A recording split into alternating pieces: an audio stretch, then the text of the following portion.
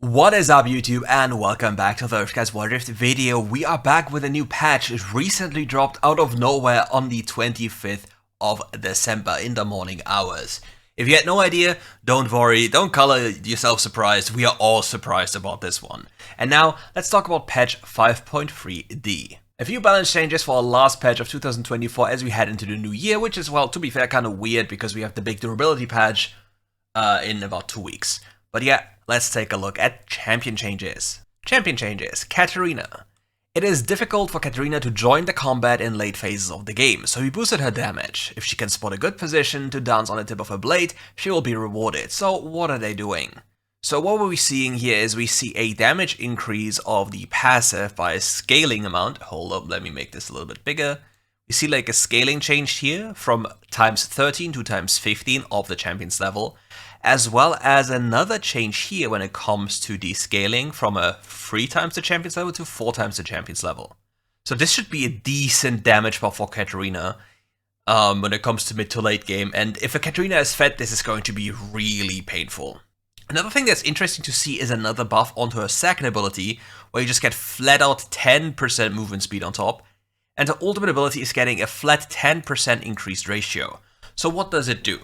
Katarina was a champion that has been flying under the radar for quite a lot of time. This champion has... the biggest problem with the champion is the ability to pilot the champion, as well as CC comms.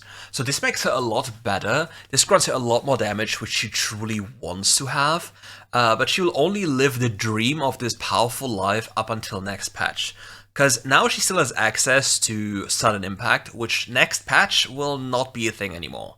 This will all change. So now she can at least live some glorious times for 2 weeks, where she can maybe be some kind of a annoying pick you can think about taking into squishy opponents that don't really have as much CC. Sion. Interesting. We buffed Sion's damage in a laning phase to show off his power to his enemies. Decimating Smash. We see the minimum base damage is increased by 10, and the maximum base damage by 20. The Soul Furnace is also getting a 20 base damage increase. The issue with this champion is, it simply doesn't do enough. He doesn't win against any of the meta top laners.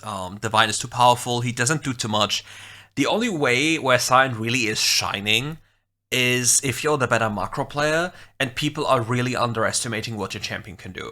Because number one, you have access to Heartsteel, number two, you have access to your second ability which grants you health, or rather the passive one in this game, and then you have access to Demolish. With that in mind, you can take down towers super easily, and if people don't pay attention, you just can live the 0-10 silent life and just constantly push sideways and make it so difficult for the enemy to achieve something, because more than often enough, people will simply not match you because they don't know what's going on. But if we talk about a straight up fight, Divine Sundra and meta top lane champions make this lane like unbearable for Sion to be played in. Evelynn. Okay, what do we have here? Evelynn is weaker, always weaker when she doesn't have her ult ready. So we reduce 6 cooldown to fight more opportunities to lure enemies for an attack. Last Caress, minus 10-second cooldown. And here's 5, and late is the same. So, you know the problem with this? If there was only one item that would allow you to have lower cooldown on ult... Oh wait, there is, it's called Awakened Soulstealer. Because here's the thing, Evelynn does not need Infinity Orb to kill you. If she ults you and you're in execute range of the ult, chances are you're dead regardless, even if she has another item than Infinity Orb. The damage is simply not necessary. So rather than having a little bit more damage that you don't need because you overkill anyway, thanks to how Evelynn works, you just have lower cooldowns with Awakened Soulstealer. So this change here, it's just kind of weird because it just plays into the thing where Evelynn mains simply refuse to step up the itemization to a better level. But yeah, it's an Evelynn buff. It's a straight up Evelynn buff. But it's not as impactful as people will probably make it out to be.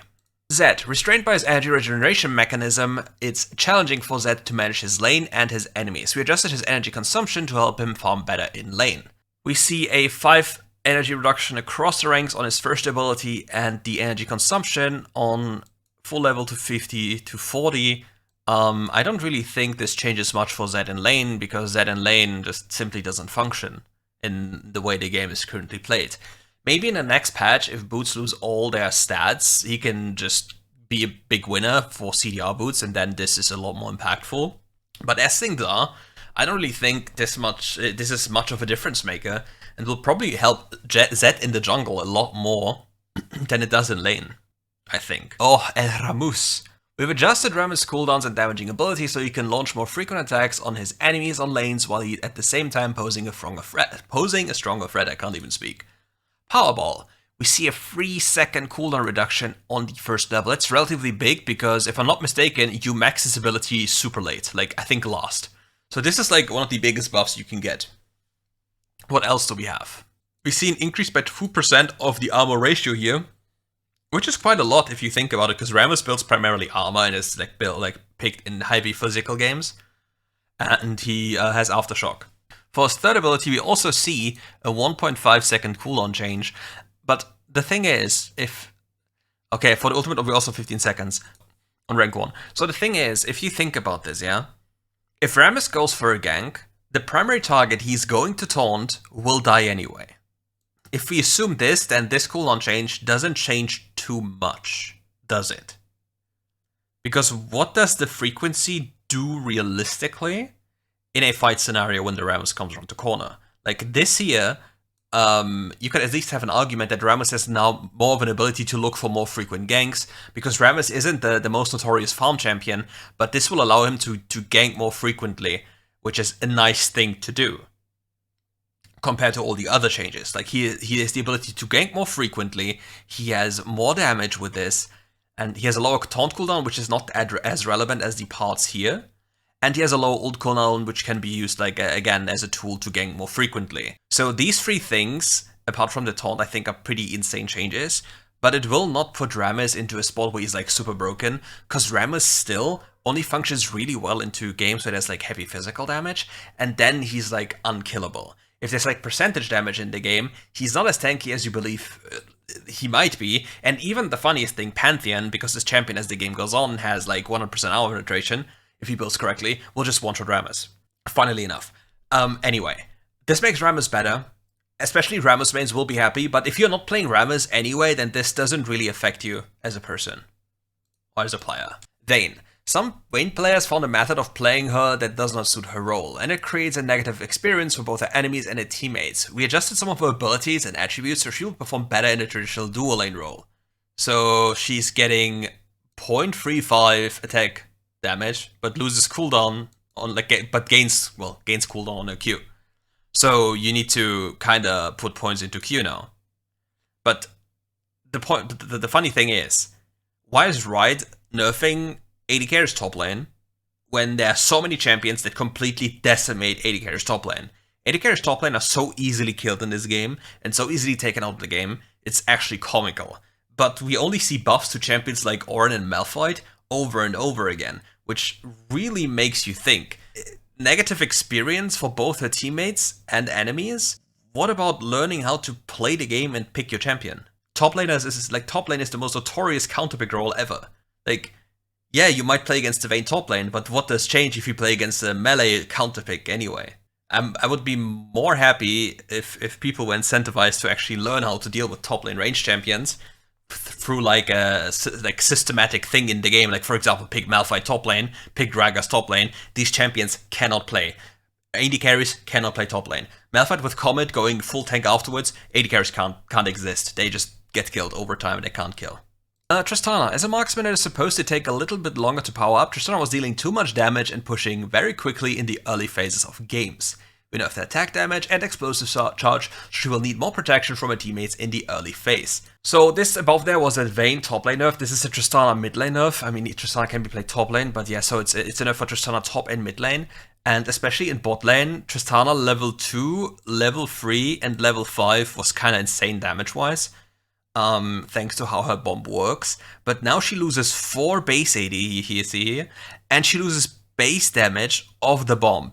And the base damage of the bomb is scaled up with auto attacks. So the bomb loses so much damage from just these 15 damage nerf.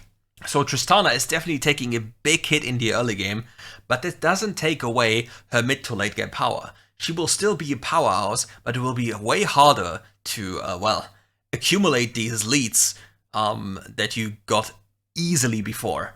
And Tristana mid lane got a big hit with that one too. Kalista. We nerf Kalista's damage to make it harder for her to continuously suppress her enemies in the laning phase. She will need more help from her teammates now while farming in the laning phase. She loses 4 base AD, and the damage from each spear is reduced from 10 to 8 and up to 25 to 20. So again, Kalista is an early game champion. Like, she's supposed to snowball the game and win through snowball, and from that point on, she should just win the game. If we remove an early game champion's power, what is she supposed to do? Like, realistically speaking, what is she supposed to do if she's put down this much? I know Kalista top has been played a lot, but again, a ranged top lane champion can be dealt with relatively easily if you know what you're specifically doing.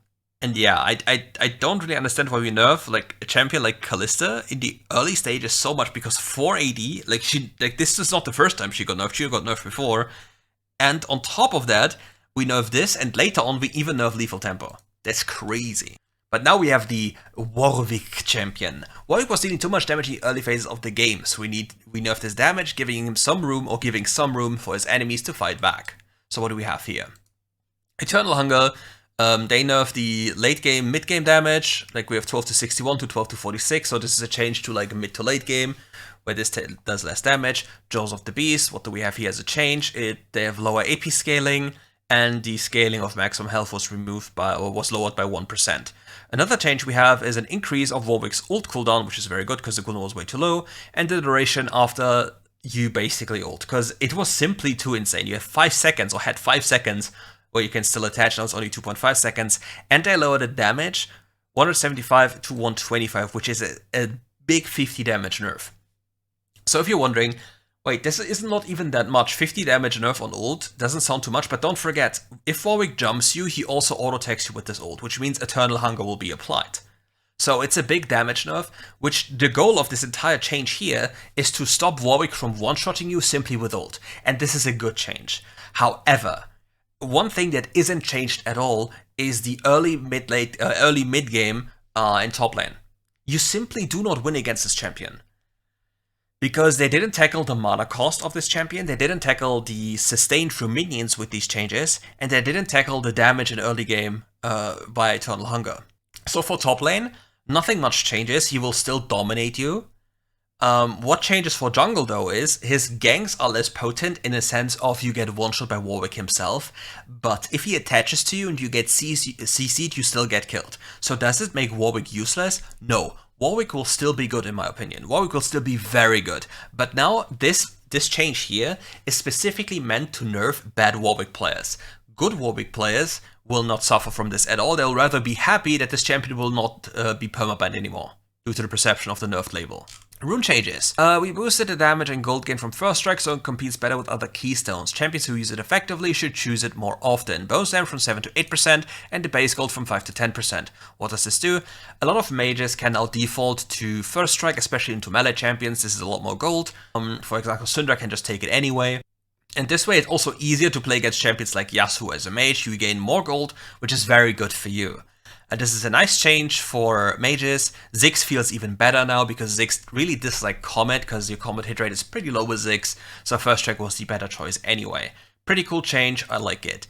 Lethal Tempo. We adjusted the bonus range attack speed provided by Lethal Tempo to reduce its effectiveness for marksmen. The attack speed per stack down from 7 to 4, with a max of 15 to 13, and yeah, bonus attacks for melee champion remains the same. So the question is, why are we nerfing AD carries? And especially Lethal Tempo AD carries, when this just makes champions like, for example, Lucian even better. Lucian was already insane, but this makes him even better. So I don't really know why these heavy changes, especially with the durability patch incoming soon. But yeah, I'm just happy that we nerfed Warwick. It's very good. Generally speaking, I think we have a good nerf with the Warwick nerf. Yeah, but I think the only relevant nerf is like the Warwick nerf. Katarina's like a nice thing, because Katarina wasn't really played, I think. Sion is, again, just such a gimmick. Evelynn suffered from itemization more than anything. Zed is just not good in meta right now, where offensive boots are too powerful, and he just doesn't want them, like, he wants other boots normally. But yeah, next patch will be his patch. But yeah, I'm just a little bit confused about this patch. Anyway, let me know what you think in the comments below. Thank you all for watching. If you enjoyed the video, leave a like and comment, of course. And we'll see each other for more streaming very soon. I did like a 10.5-hour stream, was rather insane anyway. And yeah, take care, guys.